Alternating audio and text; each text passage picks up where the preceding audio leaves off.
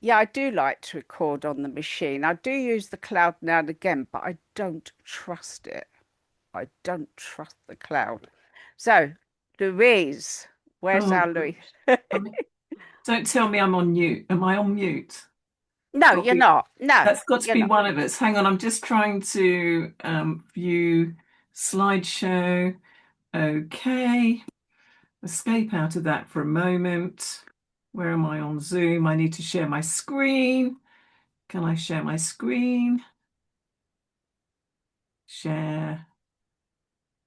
And Uh, here we are. Well, I was going to introduce you, but here we are. oh, The future is a stranger. Lou went off and trained in neuroscience, and it's been fascinated what she's learned because a lot of neuroscientists just rattle on, but she really brings it in to our real world. And we've had many conversations about how the mind can travel anywhere. The great Professor Rupert Sheldrake said your brain is inside your skull, but your mind can travel anywhere. And I love that. Our minds can see the past and the future and what's happening. There's plenty of evidence. So I'll hand you over to Lou. thank you, and thank you for that lovely intro. I feel like I open this presentation by saying, and now for something completely different. And I hope that I don't have stuff to throw at you or anything like that because you're all virtual, but I hope that you'll enjoy this presentation and that you'll kick me into touch if it's too technical, or I'll just write to skip over the bits. But the future is a stranger is a really interesting concept. And it's one that's based in science, and it's one that's based with some work. We'll see whose work it was in a minute. But the idea being that I love to make our work as effective for as many people as possible. And I'll talk a little bit more about me in a moment, but let's just get to the nuts and bolts of why this is so important. It's because we all have had the experience of those individuals, even if they're who aren't in our tribe, who don't get our work, who don't understand it. And what we're going to do is I'm going to talk through what might be going on in their minds when that's what you experience. And we will just gently hit on some of those things that Anne always does brilliantly in her training, but perhaps we forget. And one of those big things is that we're not all super visual inside. So when we use this very visual orientated language, we also have to remember that some people go, oh, well, I don't imagine that. I don't imagine inside my head, so it's no good for me. So to that end, what I have started to do is put slides together for those people who um, don't just imagine. I often just chat away. So, how does the brain imagine something that has not happened yet? Now, Anne has introduced me as a neuroscientist, and I do edge much more towards that space than I do to a very, I've got multiple dimensions out there. So forgive me if I'm not there. But what we're going to do is talk about how the brain actually imagines something, and it goes into the past and it simulates possible futures and possible other ways of doing things. So what's going on inside our head when we're given a suggestion is our brain goes, how do I make this happen for myself? It goes into its enormous raft of different areas of memory, and it simulates the possible futures that are coming out of the actual facilitation of the wonderful practitioners. You're all beautifully trained. Not all people are as beautifully trained as you guys. And then you are suggested to or asked to create alternative outcomes. So, what we're talking about here is a thing called autonoetic consciousness, the capacity to structure something in the future which isn't and hasn't necessarily happened yet. So the cognitive ability to project yourself into there is called autonoetic consciousness. And it's really subtly different from remembering and then putting something in the future. It calls upon us to make our minds work to bring together all of these different resources. So let's go on.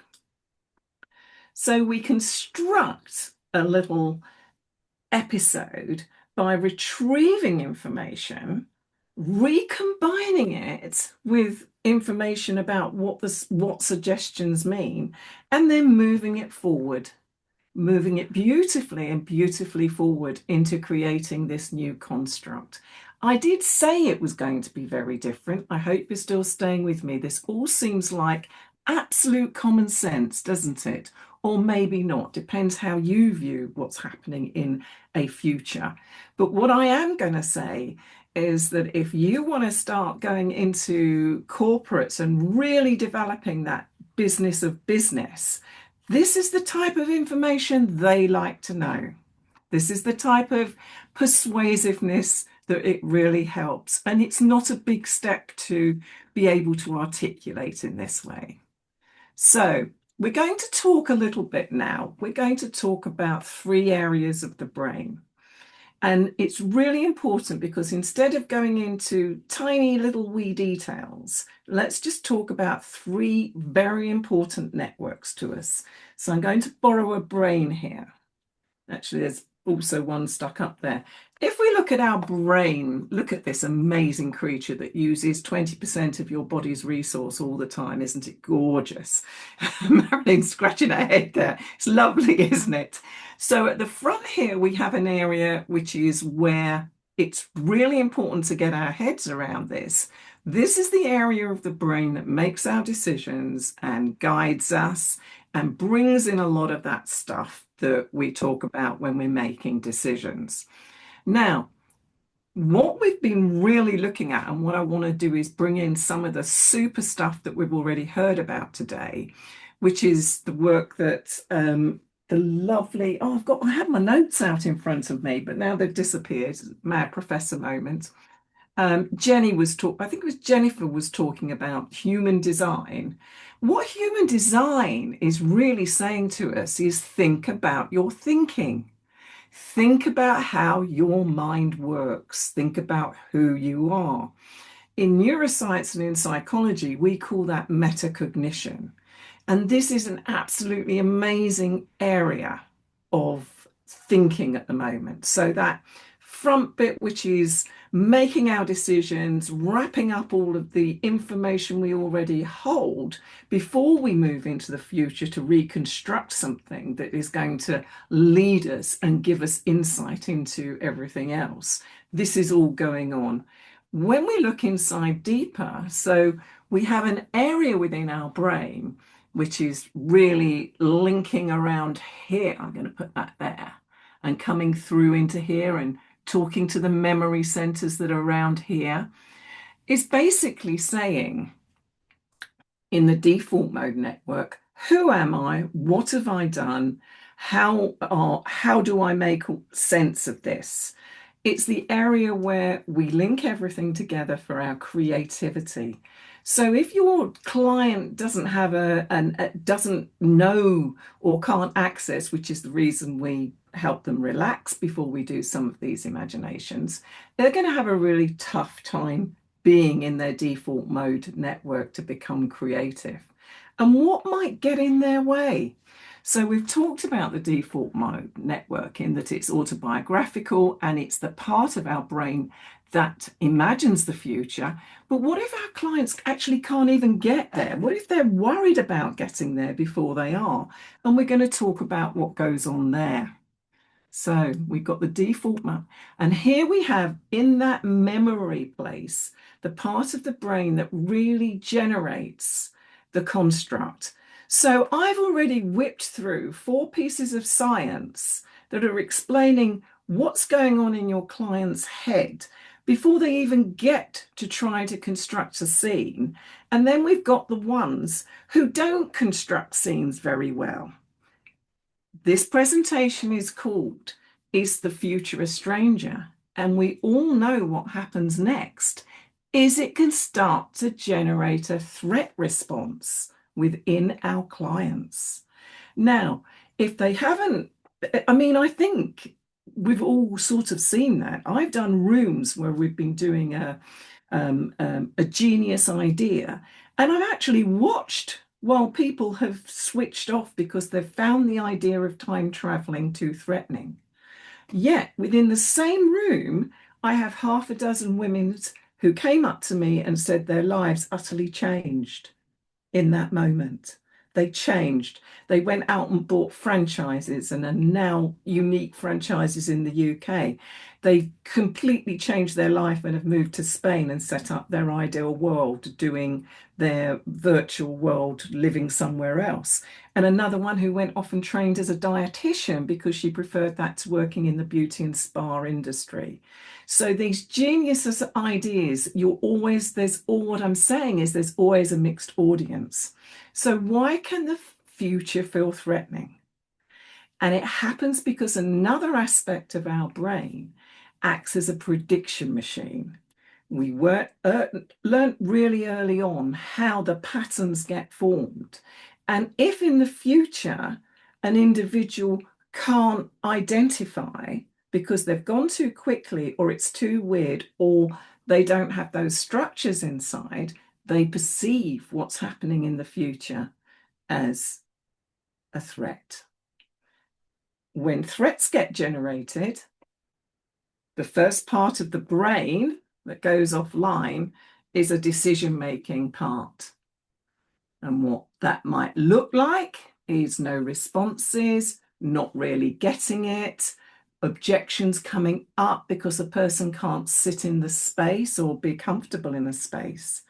So this is why a client may find the future to be a threat.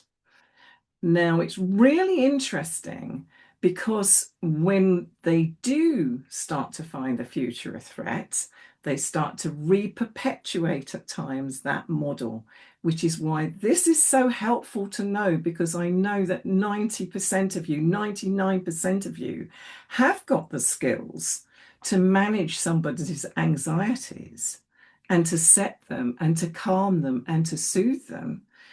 But what I want to do in this presentation is say that if it crops up, then handle those objections that that human being is and can be throwing up in the moment and manage it. Explain to them, move them back a little bit. Anne was talking about slipping through time. Move them back to a point where it doesn't feel threatening for them.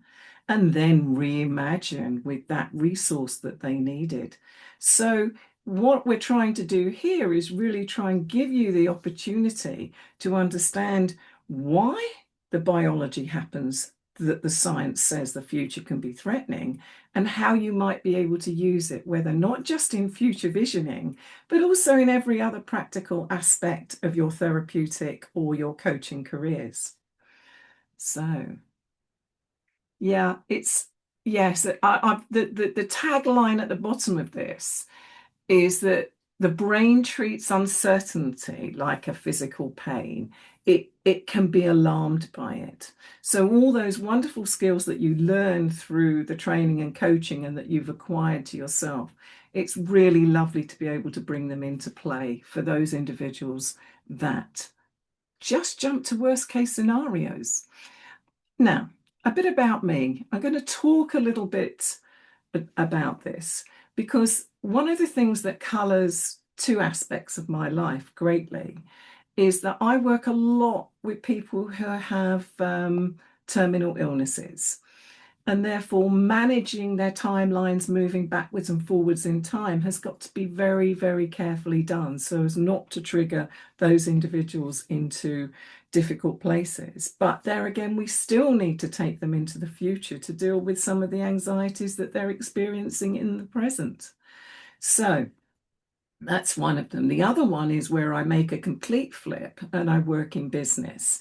and I work with the spa and beauty industry where individual practitioners love this type of work. So I kind of look at it and see it from two perspectives, both from the human who's really struggling with their life at the moment, but plus those that aren't so much struggling with their life and are in that performance, want to be motivated, want to get this done mindset. So I think it's probably very fair to put that out there as what colours Louise's world and why does Louise talk in these ways? Because I have to jump between so many different types of people and work with so many different clinical groups at times that some of the stuff that I do wouldn't wear with them at all. But in actual fact, we know that moving people through time and making friends with certain procedures or techniques can really, procedures that people have to go through when they're ill, for example, scans or sitting in a room with a chemo infusion or being in another place or another time. So I hope what I'm kind of bringing to the presentations today is that moving around lots of different scenarios where we can use this capacity once we recognize how the future can be viewed as a stranger to allow our clients to really make friends, maybe spending more time in that moment of recognition when somebody's moved out there, whether they've met their future self, how they've met their future self, and whether they need to come back a little bit closer to home at times to really make friends with that individual to then move on a little bit further. This is the type of stuff that I play around with. I know it's not absolutely textbook, but there we go. So this is a lovely thing across the more generic area of thinking about changing habits and getting done. And why is it so difficult to do the thing? And that is because we process this differently. And that all of those, I think Katie said in her earlier presentation today, is the breaking everything down to really, really, really find the common ground, find the matching ground that the person can move forward to and from is a really powerful place to be. Right. So, what that might look like in many of our clients are things like, and the one I'm going to look to mostly is this little nutshell of avoidance. We know about unhealthy choices and procrastination and poor financial planning, but maybe we've never thought about it within this context. So, people can go on their trainings and they can come on a wonderful future and take a wonderful session and then they might not do anything. And that'll be because their nervous system is stuck in avoidance and they're stuck in that space, which is why having all of those other things in your toolkit to allow yourself to move people through in smaller stages is very, very helpful. And I'm going to talk a teeny weeny bit about these visual connections because we're not all highly visual. So how do we overcome and I'm just putting it out there, putting out in the future how we help people who don't really visualize. Anne's got some super top tips for doing that. But also when we do it in future vision coaching, you really can tell and almost see yourself experiencing their shifting or their challenge with the process if we overuse visual and we forget to use words like, well, you know what that experience may be like as an embedded suggestion within a process. And I say this most earnestly because I've struggled for so long as a non-visual with so many of the processes that I've learned over the 45 years I've been working in a hypnotherapeutic environment, and then also with some of the work. But I've learned to take it less literally. And it's when I take things less literally that I started to find I got my really, really big results in sensing and feeling and knowing. So the brain processes the future self as a stranger. And knowing that It gives us this amazing opportunity to fill in the gaps in between time and know that some of the scripting that we're using and some of the suggestions we're using is filling in the gaps. But there may be other people for whom it's still really, really tricky to do. Now, I think so. Going back to exactly why this happens is because of this notion of the predictive brain theory, is our brains will only do what they've done until we ask them to do something else. So I think it was Maria who said something around the idea that when you repeat sessions, you start to really compound and change, allow individuals to change.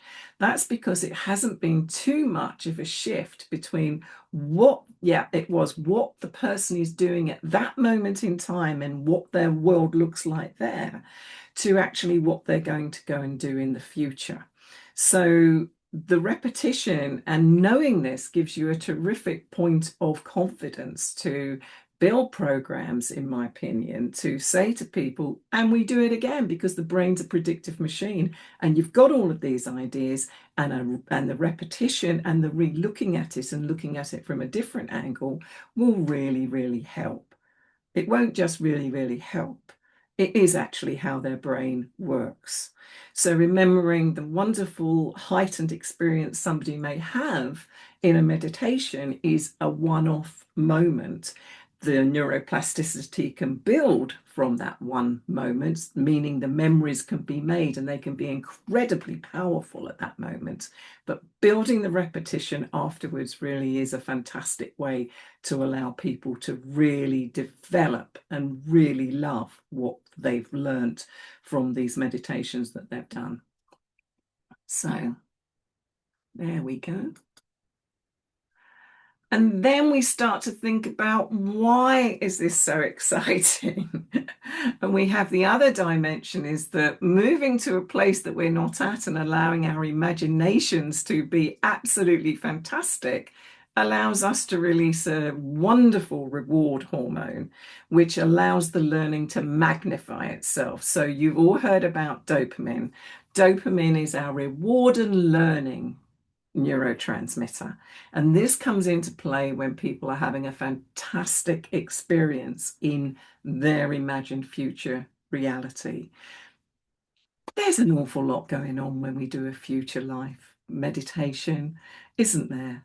That's what your client is doing in their brains. No wonder they're exhausted. No wonder you need them hydrated. No wonder you don't need them on anything else when they come to see you, because there's so much going on. So when this dopaminergic midbrain releases fuel to drive action, the human needs to have it caught. So you have this dimension between, do I really love that future version of me? Do I really love those ideas in there? And the excitement to do the planning that allows almost that safety net in small steps, which the science also shows us, that moves the client through this world. It's not a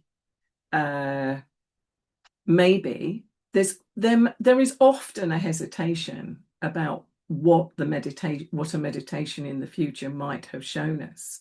It's very exciting. That'll be your dopaminergic response, which means we've really got to show again and build upon it and follow up with our clients to make sure they do it, because they're not all going to be those amazing people that take their goal. So it's kind of this iterative process which we do within learn when we do future life progression, and when we do the future vision coaching. It's this iterative process that really drives the change for our clients, and that's why lovely programs that support this really help. So here we go. It stimulates the outcome, that dopamine.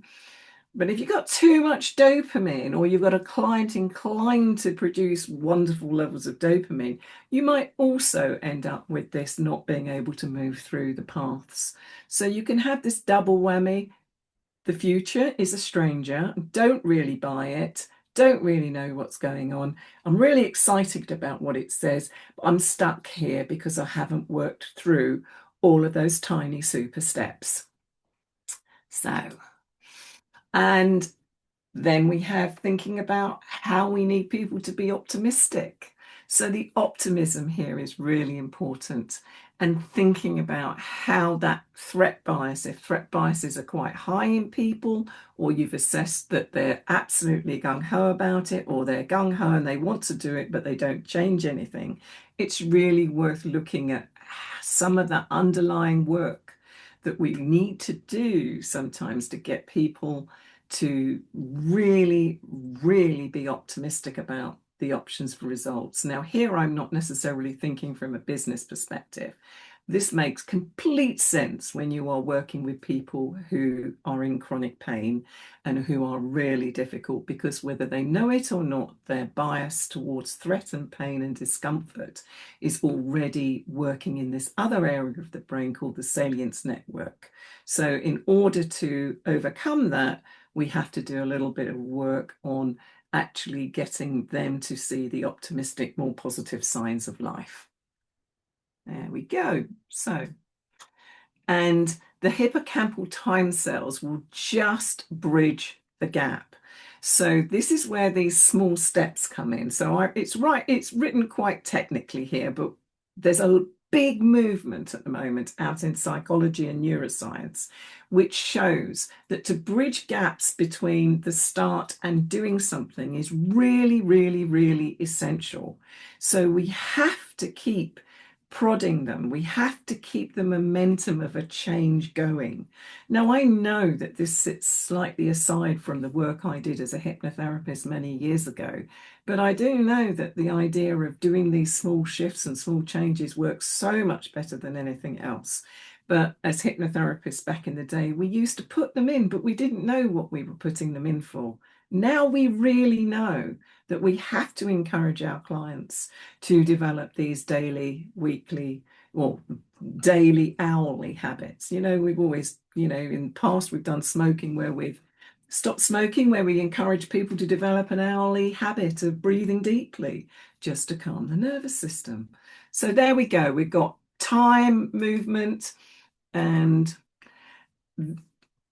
I'm nearly there, aren't I? I'm just checking my watch, guys, because I do want to use this opportunity to talk about something that's really important, particularly in the managing of overwhelm. When people get into this state of overwhelm, we have a part of our brain called the locus coeruleus, and the locus coeruleus produces adrenaline in our brains.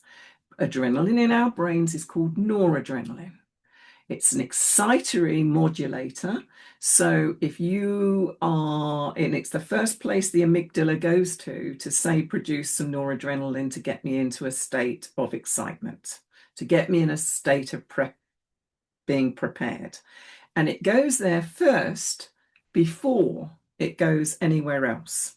So it goes to the locus coeruleus, then to the hippocampus, and then, sorry, to the pituitary gland, the hypothalamus rather, and then it sends out the messages down to the rest of the system. I didn't want to make a big deal about this, but what I want to say to you is that activity is in people's brains. So that activeness is really, really important. And also it's really important because the locus coeruleus sits quite close to the breath centers, which allow you to utilize breath whenever you see someone getting overwhelmed, overexcited, letting imagination almost take control rather than working within the process. They're just super little things that can help. And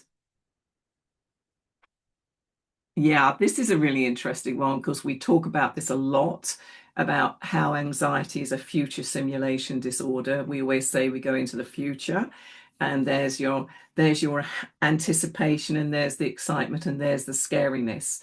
What I want to do is I just want you to think about that hyperactiveness, which is caused by that relationship between the amygdala and the locus coeruleus actually hyping people up or creating a threat response and a busyness response within them that means that they don't get what they want to get done. So it's really a really interesting piece of neuroanatomy to really think about, that you don't hear about very often. So there we go. What we do, mental time traveling practice, we have all of these lovely tools. We have guided imagery, we have hypnosis, we have meditation. We've got all the tools. You've got all the tools. It's wonderful. So I'm not going to go on anymore. There we go. I'm going to run out of time. I'm going to stop sharing and open up for some questions. If I've sped through that, guys, I'm really sorry. I should just learn, shouldn't I, to not through things. So, any questions? No meditation from me. I've woken you up after lunch. Well, I think it's time for you to mention the workshop you're putting on, which, but Ah, I just want to add one thing. I was reading some research about a year ago that said people who are focused on the future tend to be optimistic. So the people who tend to be doom and gloom are more liable to be looking at the past. And I've really found some people focus on the past and they tend to be depressive. So I'll dig out the research, but that it's really interesting to me that I think because you're working with people who've got terrible illnesses, you're having to really, and that is it's one thing I've not really considered, to be honest, that there are people that have got horrible shit going on in their life, and I've not actually because I tend to be surrounded by optimists because people who focus on the future tend to be optimists. There are a lot of research back that up, but I've not actually considered that part. That some people want to see their future, but they've got bad shit going on. I've not really thought about that. So that's really really interesting. But yeah, please tell us about your workshop that you're well, putting on. what I said is there's the look embedded within what was there today Mm, are super lovely stuff to talk about mm, how to manage clients in situation, yeah. how to know when they won't they think they're trying their best to cooperate and you know full well that they're not really nothing's really happening for them. So the idea being that learning a little bit of this neuroscience and replaying it to yourself about what's going on right now in that moment can be really helpful, not just from your future visioning perspective, but from maybe your therapeutic interventions for anxiety, maybe your therapeutic interventions for trauma. So I suggested to Anne that I'll put on a workshop. Listen, guys, the marketing thing is so me. I do my own thing. If people come to me and they say, love to do this, I will lay something on and do it. It will only be about, 50 quid for a very intimate workshopy, learn the neuroscience. I can throw some more neuroscience into it, just a day, make it relevant, ask questions, and we'll do it. We'll do it in the future. But you won't find it out on the internet. You'll only find it if a group of people say, I want to do that, Louise. So contact me and we'll do it. That sounds like a good idea. And I've got, is it Merjam's got a hand up. Is Merjam, Yes, hello. Hi. Hi. don't know where Hi, you are. Louise. Hi, Hi. everybody. I'm not a native speaker, so can you tell me something about this guided imagery, what that is? Well, guided imagery is what we do whenever we take a person into a meditation. We Okay, provide the words, we provide the framework, and it can be a guided imagery is a meditation or a hypnotic journey of some description. okay, It's so a, gu- that's what it, I'm doing yeah, myself. I'm that's giving guided exactly what meditations. you're giving guided meditations. And there's Yeah, lots of science that says, oh, in a certain way, the brain might be working in a certain way if you're using a certain discipline or another discipline. But essentially, we are taking people into a state where their busyness is gated, and then we allow them to use their imaginations. But yeah, the big thing about the imagination is not all people's imaginations work in the same way, which is the other aspect of thinking about our future work. yeah. I Some love people it. are more visual, some people are more auditive. I don't know the word. Oh, Well, the some are, but some people just don't see in their mind's eye. I yeah, mean, that's what I it's mean. They're yeah, they're not visual, so they're Mm, more auditive, mm. listening. auditory. They hear Auditory. things. Yeah, Yeah, yeah, yeah. yeah, Or they sense them, yeah, which NLP tells us is has reframed as kinesthetic, but actually sensing is an interoception. It's about how we're thinking about how our body interprets our body symbols as well as touch. But I promised Dan I would not talk about touch today. Okay, yeah. I don't remember that. I'm going to stop this because I know we've got somebody else waiting to come on. But that was really, really, really interesting. I hope you put on that workshop.